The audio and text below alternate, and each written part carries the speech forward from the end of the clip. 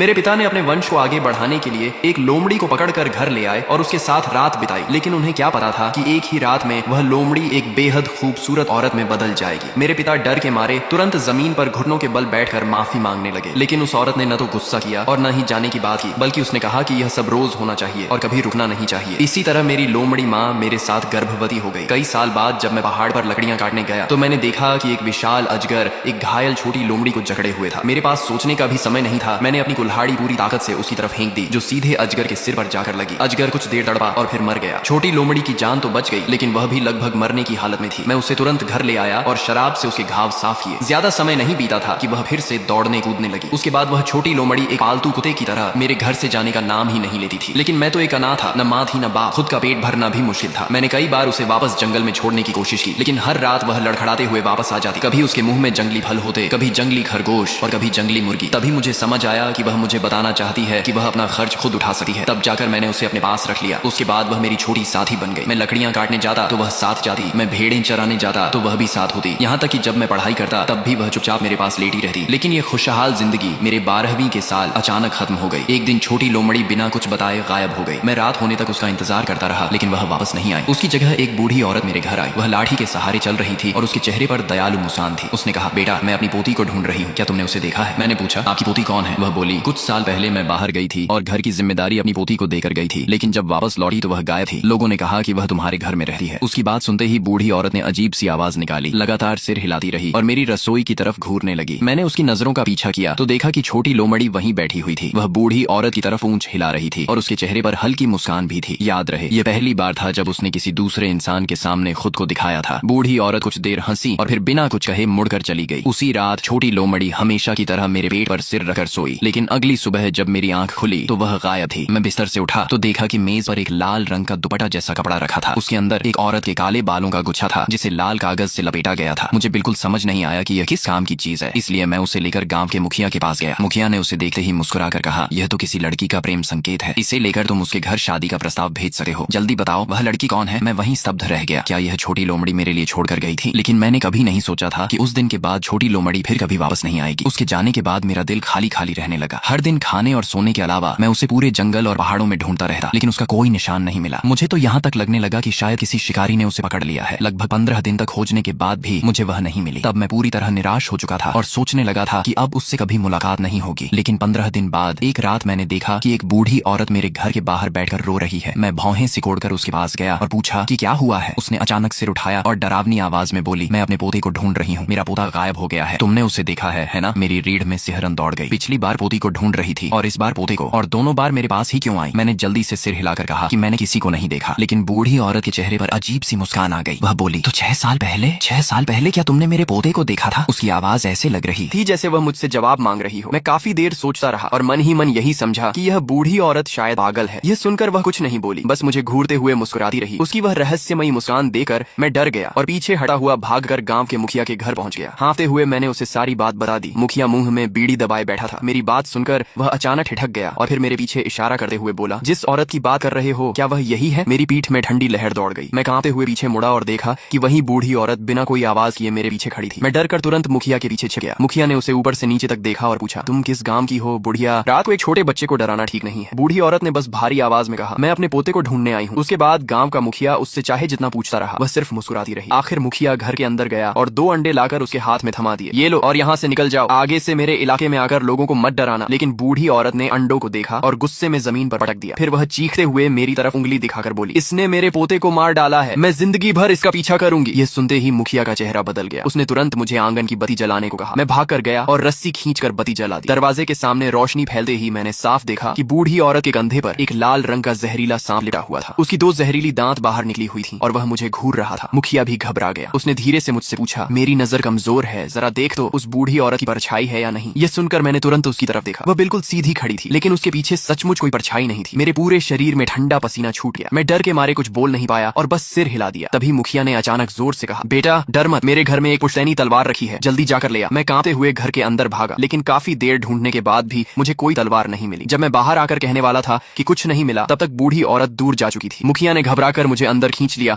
और दरवाजा कसकर बंद कर दिया। फिर बोला, पगले कैसी तलवार? मैंने उसे बहलाने के लिए झूठ बोला था, तेरे पीछे कोई अशुभ चीज पड़ गई है। इतना कहकर उसने घर की बत्ती बुझा दी और धीरे धीरे से पूछा कि क्या मैंने पहाड़ पर किसी चीज को नुकसान पहुंचाया था। मैंने बहुत सोचा। बचपन से लेकर अब तक मैंने किसी इंसान का बुरा नहीं किया था। तभी मुझे 6 साल पहले की बात याद आई, जब मैंने उस छोटी लोमड़ी को बचाने के लिए एक सफेद सांप को कुल्हाड़ी से मार दिया था। मैंने ये बात मुखिया को बताई। ये सुनकर उसका पूरा शरीर कांप उठा। अरे मूर्ख लड़के, पहाड़ों में रहने वाली चीजों को ऐसे थोड़ी मारते हैं, अब तू बड़ी मुसीबत में है। उसने कहा कि अगली सुबह वह मुझे एक जानकार आदमी के पास ले जाएगा और आज रात मुझे उसके घर में ही सोना होगा। साथ ही चेतावनी दी कि रात में चाहे कोई भी आवाज दे, जवाब नहीं देना। उस रात मैं सचमुच चुपचाप लेटा रहा, लेकिन करीब आधी रात, शायद 11 बजे, बाहर से सरसराहट की आवाज आने लगी। उसके बाद वही बूढ़ी औरत के रोने की आवाज सुनाई दी। मैंने खिड़की से बाहर झांका तो एक झुकी हुई परछाई घर के बाहर घूम रही थी। चलते चलते वह अचानक खिड़की पर आकर चिपक गई, जैसे मुझे ढूंढ रही हो। मैं डर के मारे हिल भी नहीं पाया। तभी बगल वाले कमरे से मुखिया की आवाज आई, सिर कंबल में छिपा ले, मत देख। वह रोने की आवाज कभी पास आती, कभी दूर जाती रही। आखिर सुबह करीब 3 बजे जाकर सब शांत हुआ, लेकिन उसके बाद भी मैं कंबल से बाहर निकलने की हिम्मत नहीं जुटा पाया। पता नहीं कब मेरी आंख लग गई। फिर मैंने एक भयानक सपना देखा। सपने में वही सफेद सांप था जिसे मैंने मारा था। उसका शरीर खून और मांस से लथपथ था। वह मुझे घूर रहा था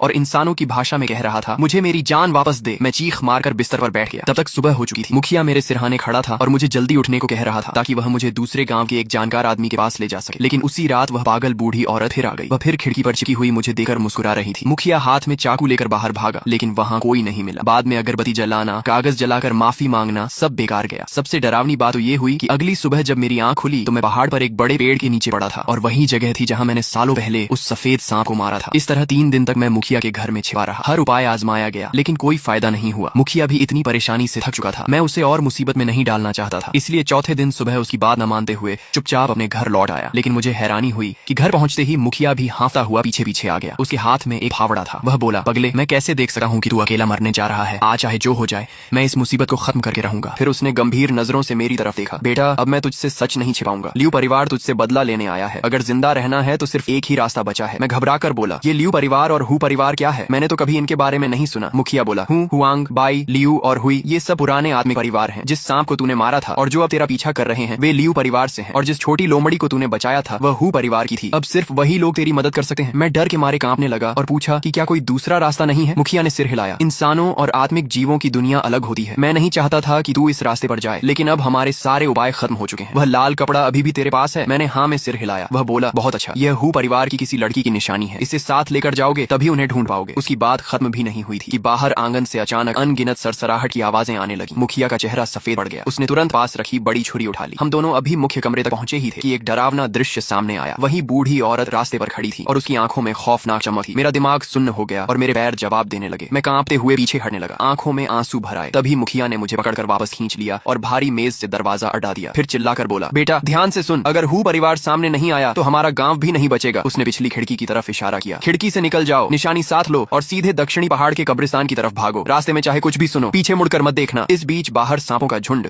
दरवाजे पर जोर जोर से टकरा रहा था। कुछ छोटे सांप तो दरवाजे की दरारों से अंदर घुसने भी लगे थे। मुखिया ने दांत भींच लिए और पूरे शरीर से दरवाजे को थाम लिया। मैं उस बूढ़े आदमी को देख रहा था और मेरी आंखों से आंसू बह निकले। मैंने जल्दी से वह लाल कपड़ा सीने से लगाया, पिछली खिड़की को लात मारकर खोला और अंधेरी रात में दौड़ पड़ा। मैं ज्यादा दूर भी नहीं भागा था कि पीछे से तेज सरसराहट सुनाई दी। एक लाल रंग का जहरीला सांप मेरा पीछा कर रहा था। उसकी रफ्तार इतनी तेज थी कि वह लगभग मेरे पैरों तक पहुंच गया था। मेरा दिल बैठ गया। तभी मेरा पैर फिसला और मैं आगे की तरफ गिर पड़ा। उसी पल बगल की झाड़ियों से एक सफेद परछाई बिजली की तरह बाहर निकली। उसके मुंह से जानी पहचानी लोमड़ी की आवाज निकली। मैंने ध्यान से देखा तो वह वही छोटी सफेद लोमड़ी थी, लेकिन अब उसकी 2 पूंछ थी। वह बिना डरे उस जहरीले सांप पर टूट पड़ी और उससे लड़ने लगी। मैंने देखा कि दोनों आपस में बुरी तरह लड़ रहे थे। ये देखकर मैंने तुरंत अपनी लकड़ी काटने वाली बड़ी छुरी उठाई और उनकी मदद करने के लिए दौड़ने लगा। लेकिन तभी छोटी लोमड़ी ने अचानक उस जहरीले सांप की पूंछ अपने मुंह में दबोच ली और पलक झपकते ही उसे घसीटते हुए काले घने जंगल के अंदर गायब हो गई। मैं उसके पीछे भागना चाहता था, लेकिन जंगल इतना अंधेरा था कि रास्ता तक दिखाई नहीं दे रहा था। तभी रात की ठंडी हवा का झोंका आया और मेरे नाक में एक जानी पहचानी खुशबू पहुंची। ये वही खास खुशबू थी जो हमेशा छोटी लोमड़ी के शरीर से आती थी। उसी पल मुझे सब समझ में आ गया। वह कभी कोई साधारण लोमड़ी नहीं थी, वह सचमुच एक लोमड़ी देवी थी। उसे दोबारा देखने के बाद मेरे दिल का काफी डर खत्म हो गया, लेकिन मेरे पास रुकने का समय नहीं था। गांव के मुखिया दादा अभी भी मेरी वजह से खतरे में थे